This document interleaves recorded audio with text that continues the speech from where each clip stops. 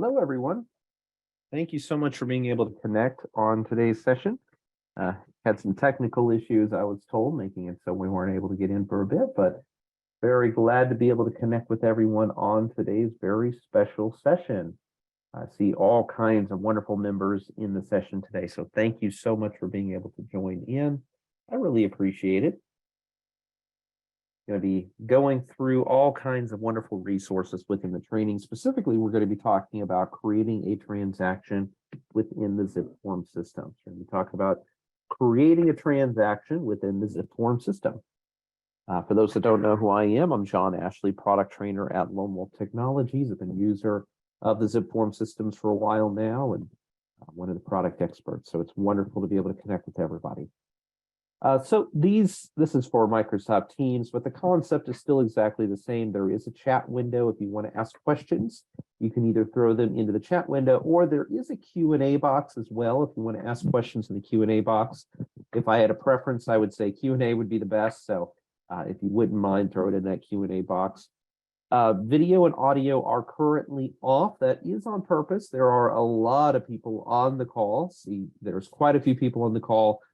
So if you have a specific question, you can throw it into that Q&A box or that chat window, or if you're having some type of difficulty, you can always throw it in the Q&A box as well to be able to go through that as we're going piece by piece. I do see, Charles, you have your hand up. So if you wouldn't mind, go ahead and throw in the Q&A box your question or your need on there so that we can be able to assist you. This session is also being recorded, and a recording will be sent out by Texas Realtors, provided into their resources, so they are recording the session today. Excellent. Topics today include creating a transaction summary info, creating parties within zipForm, where we can add those documents and forms, setting up an e-sign packet, how to add those signing parties, preparing documents for signing, and how to send out the e-sign packet. So we're going to be going through the basics of creating a transaction within the zipForm system. After we create the transaction within the zipForm system, we're going to go ahead and switch over to the e-sign portion, making it so that we can send out our e-sign packet. So getting that authentic packet sent out as well. I want to thank everybody that was able to join in and see a couple more people have connected. Thank you so much for connecting. Don't forget, if you have any questions, please be sure to add them into the Q&A box. I'm very happy to be able to answer any questions that come up along the way. Excellent. Let's go ahead and switch over to the zipForm screen here. Get logged into the zipForm platform. I'm working in a demo account, so there are a couple minor things that are going to be a little different than on my account than on your account, but for the most part, everything will look exactly the same. So the way that we create the transaction will be exactly the same. The only difference is I don't have a Texas Realtors forms library like everybody else does on the call. That's going to be the big difference on there, but don't worry, it'll still be the same process. So even if it's slightly different, all of it will still be the same process. Let's go ahead and head up to Plus New at the top of the page to create our transaction. Of course, there's a lot of different resources and tools that you can connect with. If you want to learn more about the system, at the very end, I am going to be showing you where you can sign up for our additional webinars, which include sessions on templates and checklists, on looking at the basic navigation of the program, if you're just needing to learn more about each section that you see here at the top. One of those things I just mentioned, the templates section, amazing resource to make it so you can more quickly create your transaction. So be sure to check out our templates webinar. We do have those throughout the month. Go ahead and hit Plus New. We're going to be creating a brand new listing transaction, treating this like a seller is wanting to have us represent them in their home, okay? There are other options, of course, new purchase or offer, new lease. Now, while I am going through new lists, the steps I'm going to go through are exactly the same, whether you are working on a new purchase or new lease. All the steps are going to be essentially the same for the most part. There's a couple minor differences, but for the most part, most of the options will still be the same. Go ahead and head into a new listing. We're going to name this one Texas Realtors Way. Want to thank Texas Realtors for putting this together. Chandra, I think you're on the call right now. Thank you so much for making sure that we could go through this so that everybody can learn more about the zipForm system. After you plugged in a name, now we do usually suggest titling it the actual property address. That's because when you have a contact, you may use that contact more than once. You don't want to cause confusion as you're looking through it about which contact or which property the contact was working on at that time. So we do usually suggest using the actual title of the property, but you can title it however you want. If you want to name it after the buyer, you want to name it after the seller, that's perfectly okay. We just suggest using the property title, but that's a suggestion on our side. After you plug in the name, we do have some great resources that might be able to assist you. Now, not everybody will have access to this, but many of you will have access to the MLS Connect feature. What this does is this can bring in the listing directly from the MLS itself. Like I said, not everybody in the call may have access to this. It does depend upon which MLS that you're connected with, but for many of you, you will have access. Now, I'm not going to use this because in my circumstance, I'm pretending I'm representing a brand new seller. So this listing wouldn't be on the MLS yet. But if I'm representing a brand new buyer instead, more than likely my listing's on the MLS. And if you do have this feature available, all you have to do, make sure you have your MLS selected, choose the desired listing type, and then plug in the MLS listing ID. Once you plug in the MLS listing ID and push find, it will find the listing and you can bring in all the summary details about the listing into the system. It also may even include some particular forms and documents as well, depending on what's attached and what's able to be brought over from the MLS. If you are in a circumstance like I am, where I am working on a brand new listing, right? I'm just going to plug in some random details. If I'm working on a brand new listing where I'm representing the seller, MLS Connect may not be available, but another feature that we have is called zipForm Record Connect. zipForm Record Connect allows me to connect directly with the actual tax records. So I'll be able to actually connect with the tax records to bring in the information about this listing. And so while MLS Connect may not be available because I'm representing that new seller there, you can still use the tax records to be able to more quickly create your transaction within the system.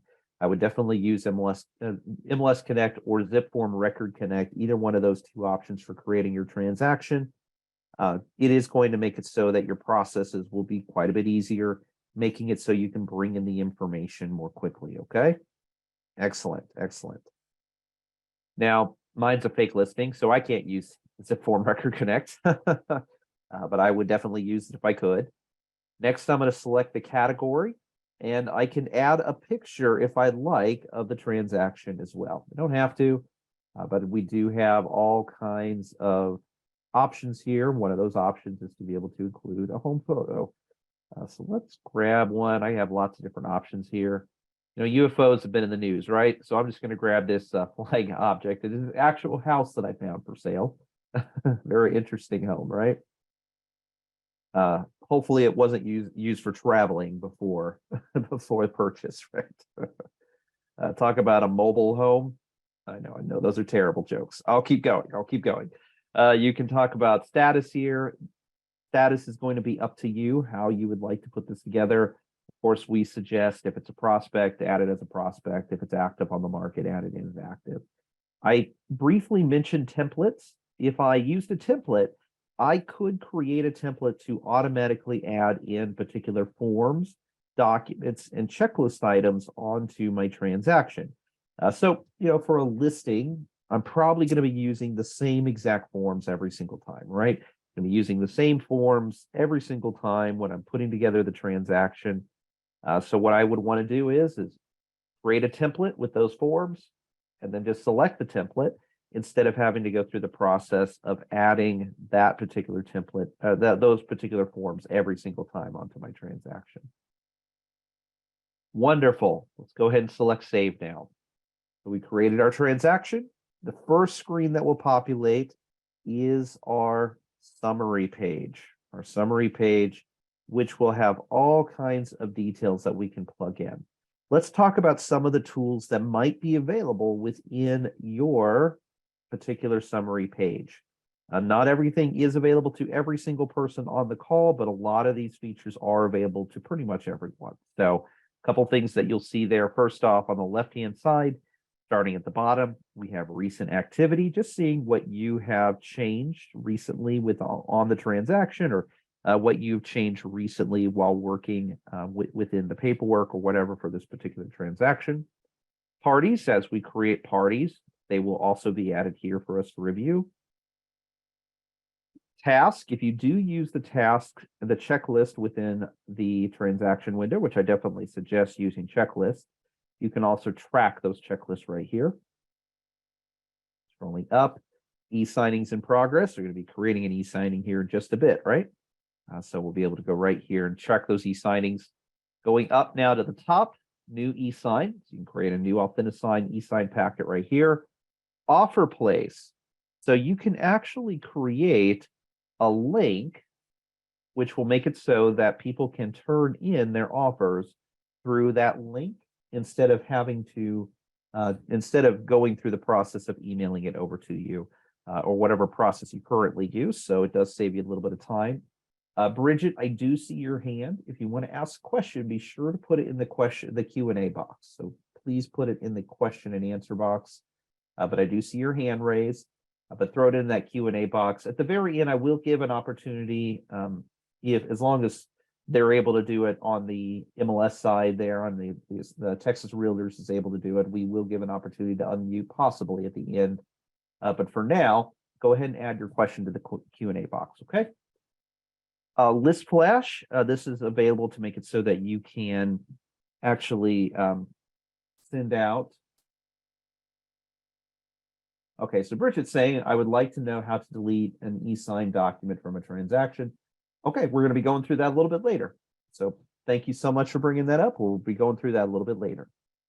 So list flash here, you're going to be able to put together some information to make it so you can send it out saying, hey, this transaction is going to be coming out on the market at a particular date and time.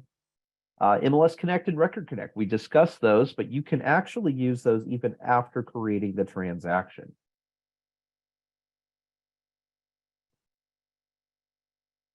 Deborah is saying this is not like my zipForms. I'm wondering, Deborah, if you have a navigation bar here on the left-hand side. So if you have a navigation bar here on the left-hand side, you're probably using Transaction Desk and not zipForm, which that might be available to you as well. That is a different system, though, completely different system. zipForm should look exactly like this, where the navigation bar and everything is at the top of the page. But Deborah, if your office is providing Transaction Desk to you, then I would probably reach out to them to see about training on that, okay? Excellent, excellent. So you can use MLS Connect and List Flash and Record Connect even after creating the transaction. So you can use both even after creating the transaction. If you have Start CMA here, this is if you are connected with Cloud CMA, that is available to you. You can apply a template even after creating a transaction. You can add a document from here, email to transaction. This is an interesting process here. What you can do is every transaction has its own email address. And if I send an attached document to that email address, it will automatically attach it to the transaction itself. So really, really great step there, making things quite a bit easier for adding in your documents into the transaction. You can also create a fax cover sheet from here. Now, like I said, not all of these are available. It does depend upon what is being provided from your association. You can always upgrade your account to also include those items. So they are available if you would like to look at getting an upgraded account. Some of you, depending on your association, your office will have them available. And that's why I wanted to make sure that everybody knows exactly what those items are in case they are available, but they're not available for everybody on the call. All right. We also have additional integrations, so you can connect your Boost. If you have Boost, you can connect it. You can connect earnest money deposits, home warranty, title, natural hazard disaster disclosure here. So we have all kinds of different items that you can connect. We actually have a full marketplace of resources. So if you click on marketplace, it's a full selection of resources here, different products that we connect with, including Google Calendar, Google Contacts, Microsoft Calendar, Microsoft Contacts. You can even add in checklist items and contacts from Microsoft and Google, and go back and forth there. Even add your checklist items from here into those systems. So we have lots of different programs that we connect with. Not all of them are lone wolf. We don't own Google. This would be a completely different training if I own Google, right? If we own Google. But we do connect with all of those different resources. All right. Now that we've gone through all the pretty little lights along the outside here, we do have some additional resources. Well, we do want to make sure and go through adding in your summary details. So I added in a couple details here. Honestly, I'm from Kansas City. I have no idea what the county is in Houston, but go ahead and add in all the details that you can. The more details that you add in, the easier this is going to be for you once we start talking about forms here in a bit. So add in every single detail that you can. Maybe we're adding it to the market this coming Friday, right? List price $275. There's going to be details you don't know yet. I mean, I don't know the purchase summary. A buyer hasn't come in and laid out an offer just yet. Cash offer 300,000. That'd be fantastic, but I don't know that's going to happen just yet. So I will add those summary details as those details come in. For now, just plug in all the details that you can. Okay. More details you add in, easier this will be once we talk about your forms. Next, we have parties. So this is where you're going to add in all your contacts. Let's just add in a seller one to begin. Click on seller one. Let's see here. So I had lots of different great questions. Charles was the first one to raise his hand. So I'm just going to use Charles Lister as my first person here. Gmail.com. When you're adding in contact details, we always suggest, at least, in the very least there, we always suggest adding the name, the email address, and the phone number. We always suggest at least those three. These contacts, you're going to be saving them in your zipForm system. So you may want to reach out to them at a later date, even after the transaction has been completed. So go ahead and plug in every single detail that you can. If you can add more, of course, it's better. But go ahead and add in at least those three details, and then you can save this to the address book if you want to be able to connect with them at a later date. In a signing representative, so if you're working with a trustee, a company, you would put the company name under that first and last name category, and then the person that is signing for the company, they would be put right here under signing representative. So I added my first person, might as well add in my second person here. Deborah was the next person to ask a question. So Deborah, I'm going to borrow you, and I'm just putting Deborah, not adding the full first and last name there. Might be lots of, I'm sure there's lots of Deborahs in Texas. So again, plug in the details that you can. The more details that you add in, the better. But at the very least, name, email, and phone number are, definitely the minimum you want to add in. All right. So we added in the details. So go ahead and push save. Now, one question I get pretty consistently: what if you have more than 4 contact types? So more than 4 sellers, more than 4 buyers, more than 4 tenants. What you'll do is you'll come in and go to the add other option. You have this add other option. And that makes it so you can add in all kinds of different roles, whether it's a 5th seller or it's a co-list agent. We don't have co-list agent as our default option here, so you can plug in a co-list agent. And then with the co-list agent, you can even invite them into the transaction, meaning you're sharing the transaction with that person. So as long as they have a zipForm account, you will be able to invite them into the transaction. They do have to have a zipForm account, though. So this would be like a co-list agent or a transaction coordinator that has a zipForm account, someone like that. So go ahead and, again, plug in the details, and that's where that invite transaction comes in. Steve is saying that my volume dropped off a lot. Is everybody still able to hear me okay? I want to make sure that I'm being heard. You can just raise your hand really quick if you want, just to make sure I'm good to go. All right, Steve, it looks like everybody's saying I'm being heard, but I'll speak up a little bit just in case it is on my side. Maybe I'm slowly, thank you, everybody. I appreciate that. Maybe I'm slowly getting quieter during the day here. Maybe I just need a little bit more coffee. I can't get too tired already. It's only 10:30 in the morning, right? So I'll try to speak up a little bit just in case, Steve, but it looks like maybe double check your volume options. All right. So we went through those different contacts. Let's add in one more contact here. I'm just going to do a seller attorney, but for this one, let's say that this is a contact I've worked with in the past. This is someone I've connected with in the past. So I could click on that little blue, notice that little blue address book.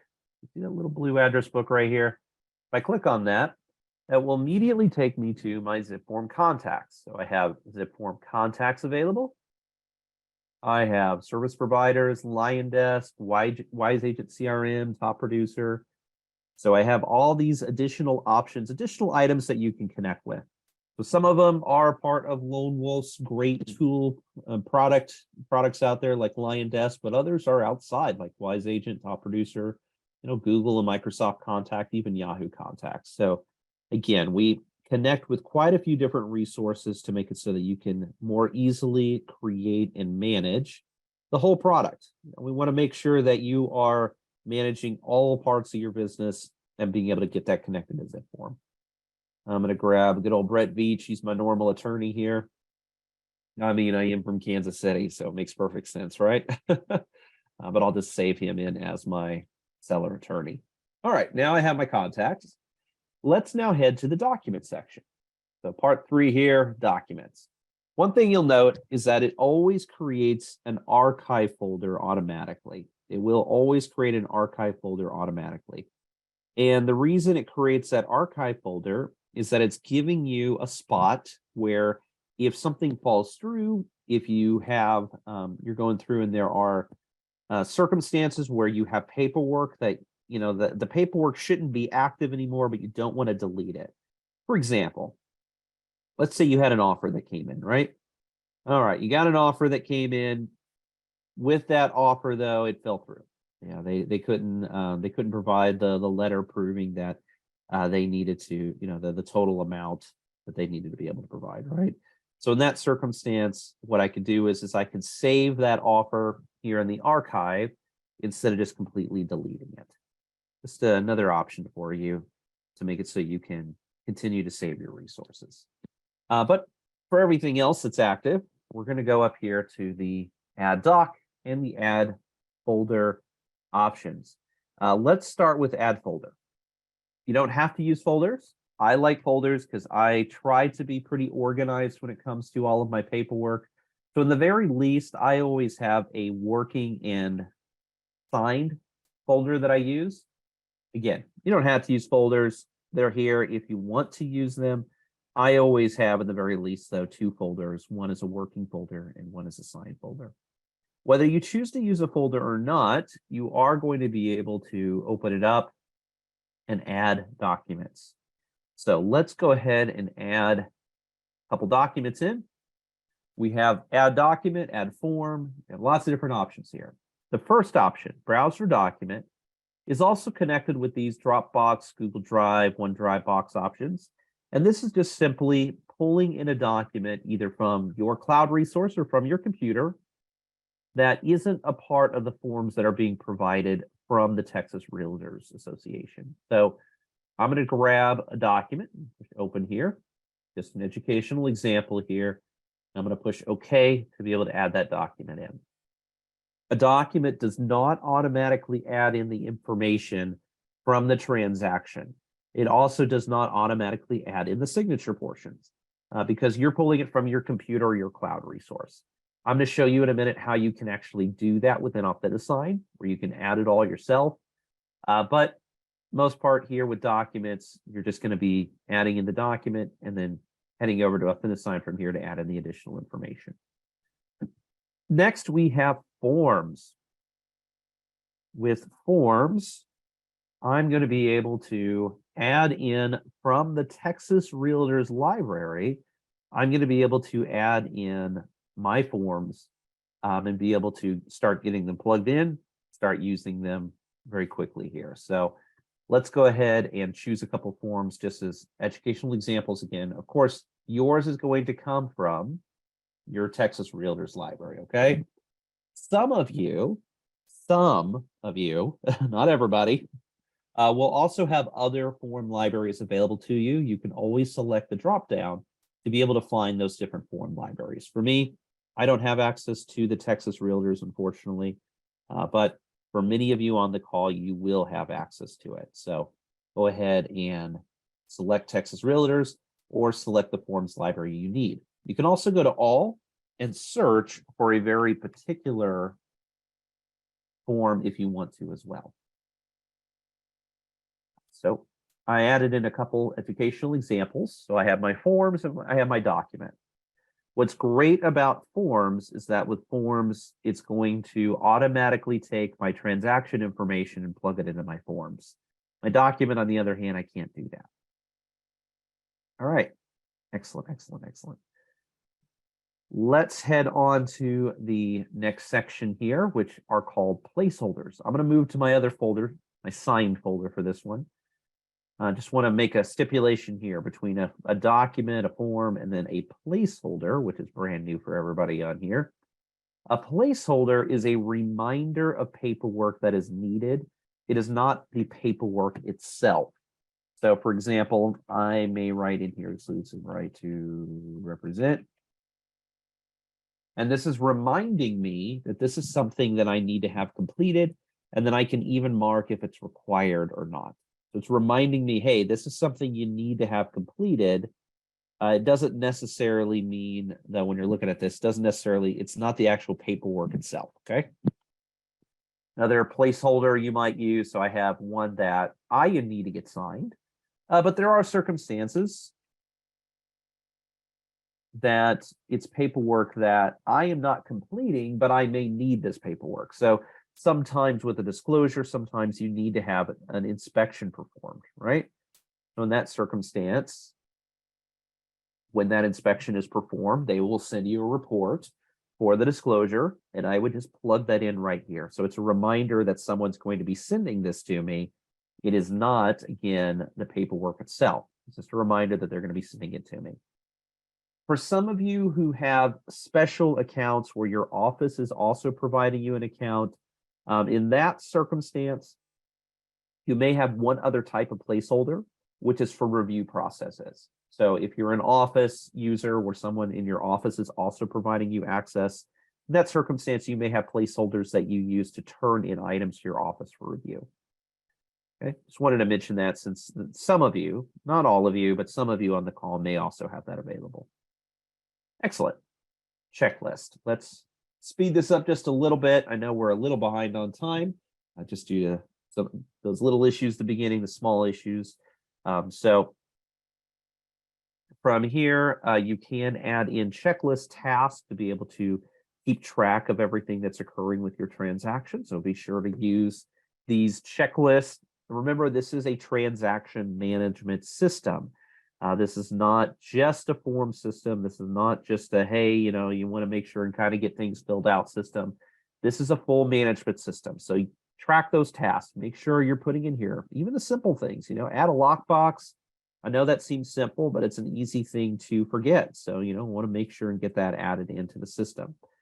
You also, add a lockbox. Yes, you need to add it to the MLS, right? So track that task in the system. Notes, you can even keep track of different things that have occurred on the transaction itself. I had a transaction that we were working through and a tenant was being difficult. So you can keep track in this system. Every single phone call that you have with that tenant, that way you have kind of a paper record showing, hey, this is everything that's happened so far in this transaction. E-sign, this is where we're going to check out our Finalizing packet later. See where it is in the process with our Finalizing packet. History, you can use this to be able to see everything, every change that you've made on your transaction over time. And then we also talked about the marketplace earlier, so I don't need to dig too much into that again. Wonderful, wonderful. I think everybody for the most part is with me so far. You can always ask questions in the Q&A box, so don't forget additional questions can be asked. But let's go ahead and move on to a Finalizing. We're a little behind on time here, so let's move on to a Finalizing. The first step of creating an e-sign packet, an electronic packet within zipForm, is to head into your forms and adjust the forms within our editor. That's the very, very first step. Go ahead and head into the forms and use the brand new forms editor to be able to edit all of your forms, making sure that all the information has been added in there correctly. So you want to make sure, that the address is in there correctly. You want to make sure that names are spelled correctly as well. This is also where we're going to be putting together our desired packet. So this is our first form. But let's say we want all the above. I'm going to come down. I'm going to push plus next to each item that I want to include in this packet. I can even change the order of the items as well with those 6 little dots right there. So I can even change that order if I want to as well. You can add additional forms. If you miss something, you could also upload a document if you missed a document. Within the program itself as well, we have some great tools with the toolbar on the right-hand side. So with this toolbar, I have selections like parties, where I can come in and make an adjustment. Let's say Charles prefers Chuck. Make that example. So we can go ahead and push save. And now we have Chuck in there instead. And when I made that adjustment, it adjusted every single form at the same time to correct the name that I had in there. And if I, maybe legal purposes here, I want to have Charles save, it'll adjust every single form at the same time. Michelle is saying that her forms editor is working a bit slow. So always double check, of course, your internet connection as well. That can cause some issues. Mine's running pretty quick today, so Michelle, you may double check your forms editor to determine why it's running a bit slow. But usually it's not too bad.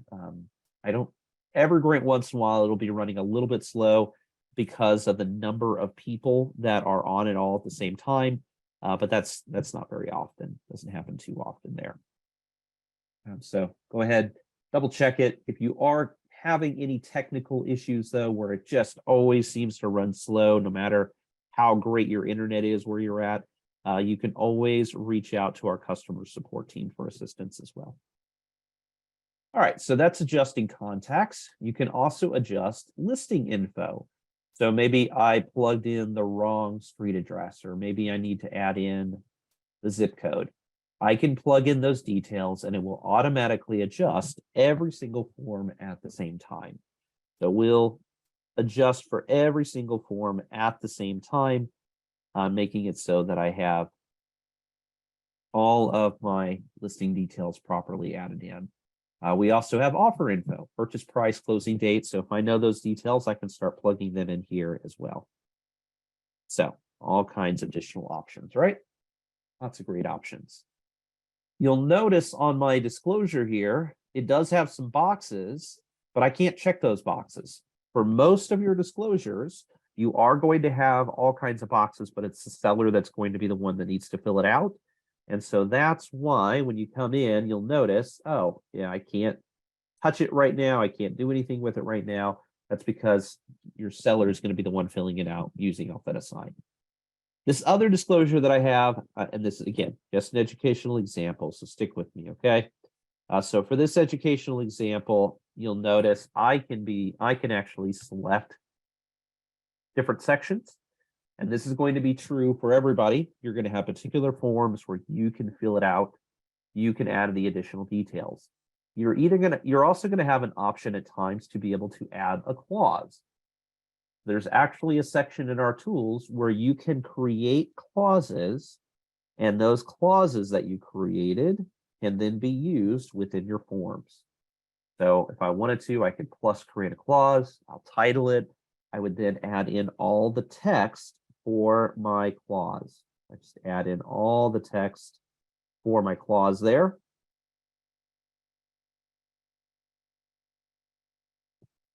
I even have some great options where I can insert the date, the time, and even a drop-down menu where I can choose which item I want to be able to use. So let's see what that looks like in practice. If I go to plus add clause, and I choose the clause that I want to use, it's then going to be able to say, okay, well, what date, what time, and then drop-down menu as well, and then push insert. Irma asks, if I change the address in summary, will it change it on all the documents? So let's see what that looks like in practice. If we click in here and change the zip code, yes, it does change it on all the forms at the same time, though you can also use the listing info section to be able to do that as well. So good question. You can adjust it on the form, or you can adjust it within the listing info section.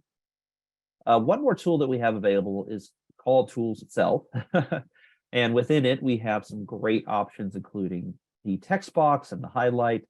Now, not all of the options are legally available. It does depend upon your association there. So I would double check with the Texas Realtors before starting to use all the different options that you see here.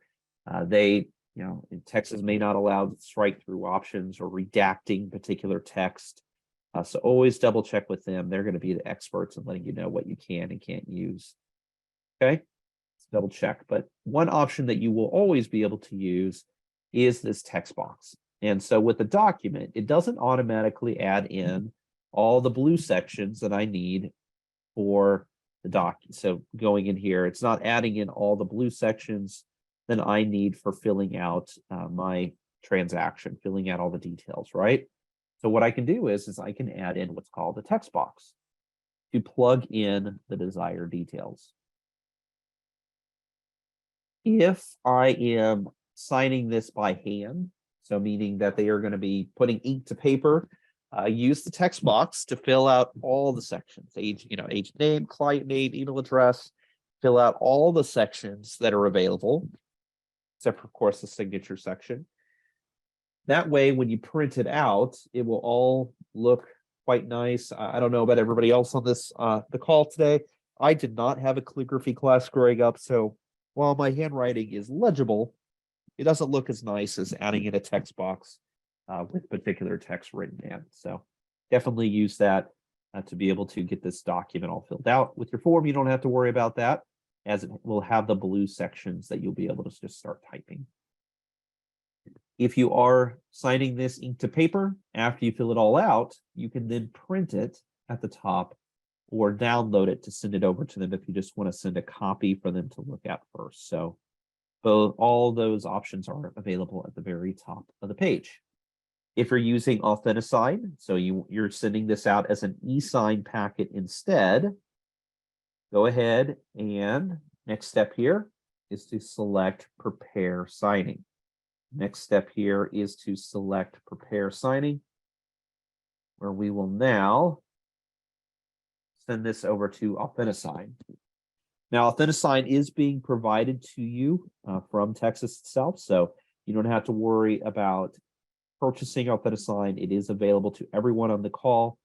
We do have a DocuSign connection for those that are, they want to use DocuSign. You want to purchase DocuSign on your own. It's perfectly okay. Hold on just a second.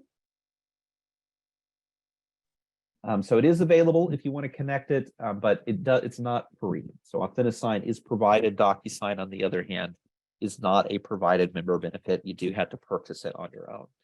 Now, I had a question that came in Impero a couple of months ago. My dashboard options.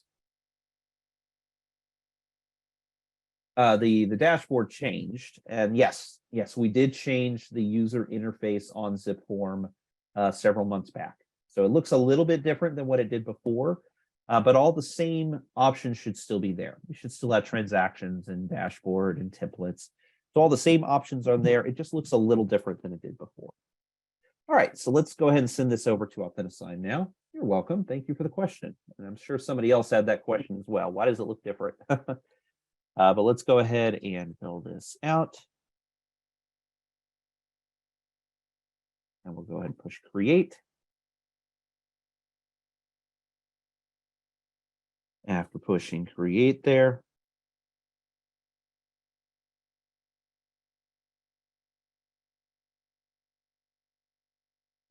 we can now send this over into Finalizing.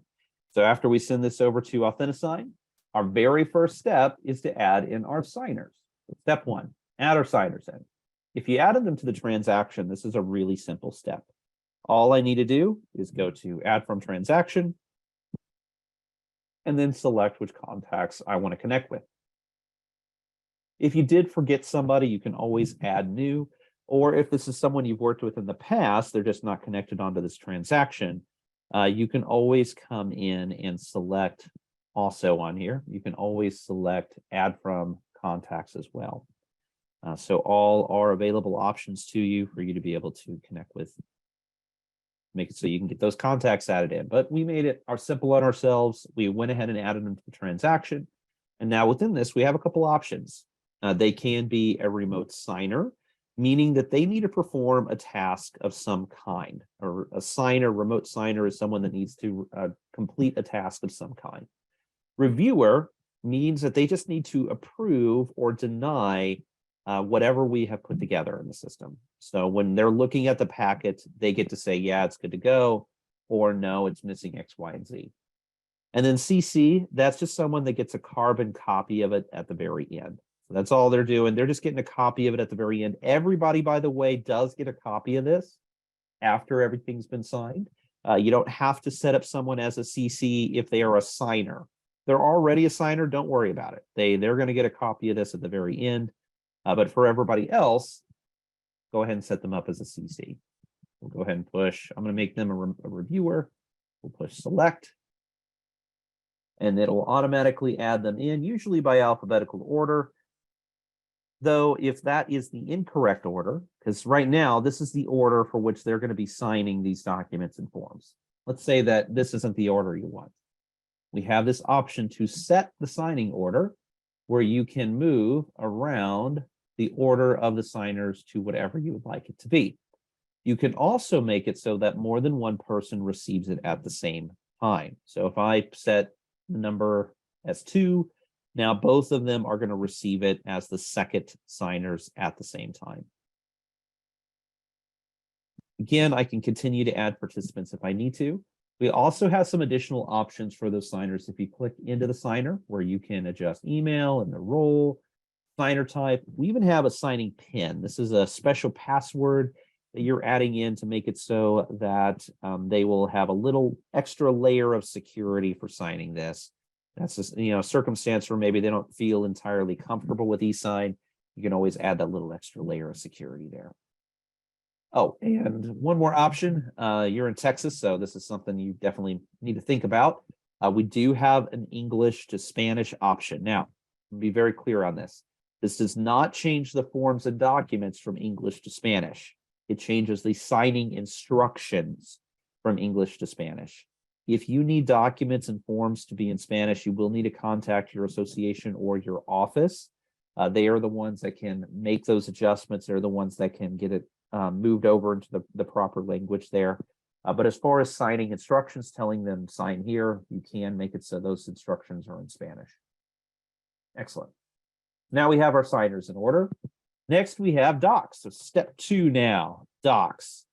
So I need to come in and I need to say, yeah, this is the right order, or I need to adjust it and move it around to whatever order I feel is the best order for getting this signed. So what order do I want for the packet here do I want to send over to the client?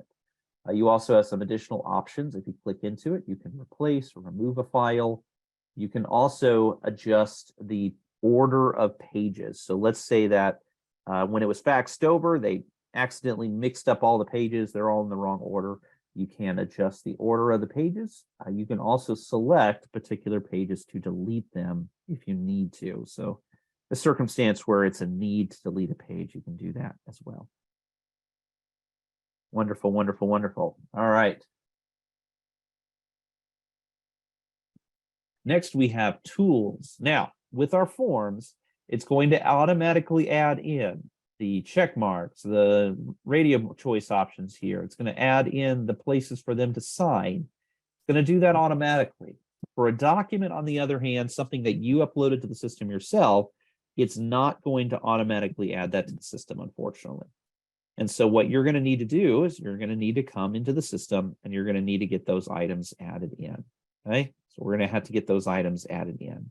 And the way that we do that is we use the tools and our signer actions, signer fields, and markup. Now we already used markup to add in our office name earlier. Down here, I have another spot where I need my office name. So I can add in that text box with whatever text I want. One thing I didn't mention, let me type this in. One thing I didn't mention earlier is that when you click into it, you do have some additional options for font size, color, font family, also transparent background. So you'll notice when I move it, I can't see anything under it. If I turn on transparent background, I can see everything that's under it. Signer fields. Signer fields are going to allow me to add their name, their email address, their auto date. With all of these options, these signer fields, they will not populate until that particular person comes in to begin signing.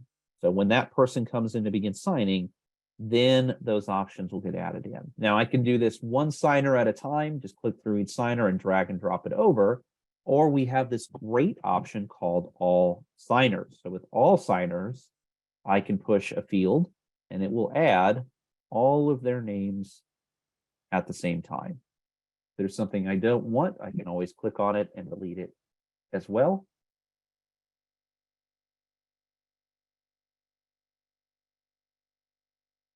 Do the same for email address real quick. No, we're getting close to the end of our allotted time here, so I'm gonna go through this a little more quickly on a couple steps here, but want to make sure that you understand how all of this works. Needy, you were asking how can I send a lease application to the tenants to fill out so they don't have to print. This is the way you do it through Finalizing. What we're going through right now is how you send out that lease application so that they can get everything filled in. Okay. All right. So we add in all of our signer fields. Next, we can add in our signatures. So we will add those signatures in and then drag them where they need to go. You can, of course, delete the ones you don't want to use. Another option I want to very quickly talk about is the Myself tool. This allows you to pre-sign your documents and forms even before sending them out. So you can actually pre-sign all of your documents and forms before you even get them sent, just by hitting that Myself and then pushing here, accept terms and conditions, and then create the signature, however you want to get it created. So we'll go ahead and create it, drag it where it needs to go. All right, let's talk about a couple more options in the signer actions really quick. So one thing that really confuses quite a few people is the radio choice option and the checkmark boxes. So a radio choice option is going to be a circumstance where they need to choose one out of however many options. In this circumstance, and they have to pick one of those options. So in this circumstance, it's asking, are they occupying the property? The answer is going to be either yes or it's going to be no.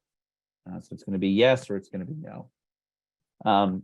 There's no metaphysical answer here where their heart is there, but their body isn't. So with a radio choice option, they would choose one out of the two.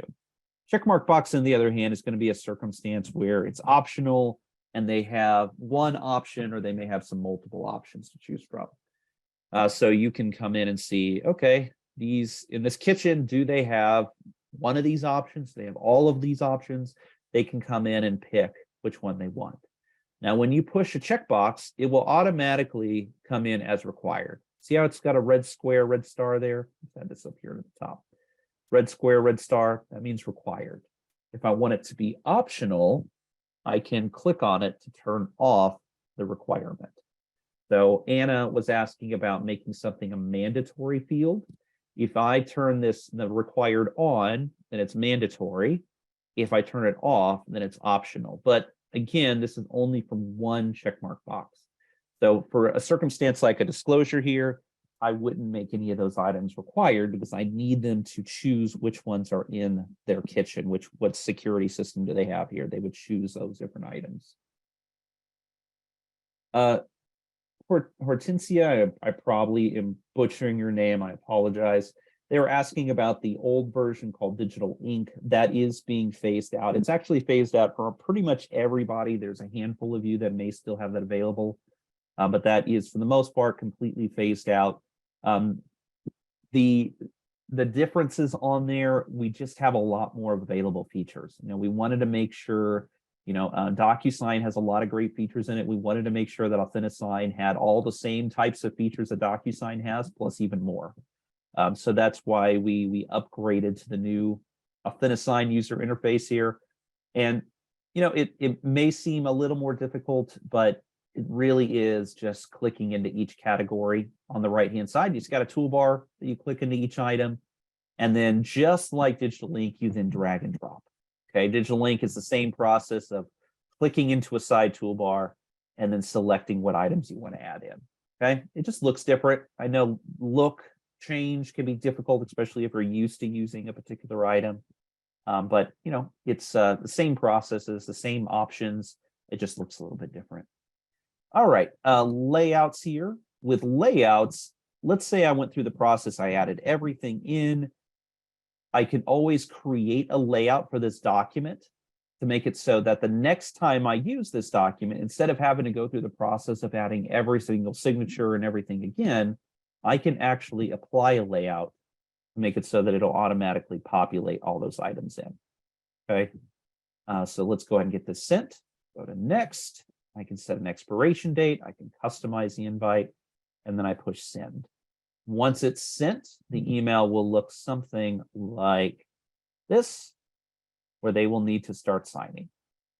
For reviewers, it will look like something like this. So they will need to review. After everybody has signed and completed their portions, at the very end, it will look something like this, where they can print and download their documents quite easily. We did have a question earlier about a circumstance where, let's say you need to reset this. You made a mistake. I need to delete what I just sent out, right? In that circumstance, I would head to eSign, go to the little arrow there, and I can reset this. You can also click on it and go to action items to reset it. After you reset it, then you're going to be able to delete it. You can't delete it until after you reset it. So that's also in the circumstance where if you come in here, let's say that you made a mistake on an e-sign, that reset option is there as well to make it so that if you made a mistake, you can come in and be able to make those adjustments. All right. And yes, Yolanda, the layout does make it so you don't have to add all those different text boxes in there. You can just save the layout. You do have to save the layout after the first time, but after you save it, you just apply the layout and it'll add everything in. Let's talk about some help sections because there's several people that are going to have to leave here in a second. So there is a question mark at the top right-hand side of the page. So if you head here, you can go to the Learning Center. With this, you're going to be able to click onto these links to be able to dig into our additional learning resources. We also have live trainings throughout the month, live and recorded sessions throughout the month, where you're going to be able to make adjustments on there and, be able to watch those sessions and get recordings. We do have help guides, we have videos, lots of different resources. And then video playlist if you want to connect more, or we do have a wonderful customer care team. All right. A little late, apologies for that. But our customer care team is available 24 hours a day, 7 days a week. So if they have any questions or anything comes up, you can always give them a call. Bridget, that DocuSign, DocuSign isn't our product, so that might be the issue, but you can always bring that up with our customer care team to make it so that they can take a look at it. All right. And that is it. Sorry, I had to rush the very end there, but I wanted to make sure to end it as close to on time as possible. Thank you.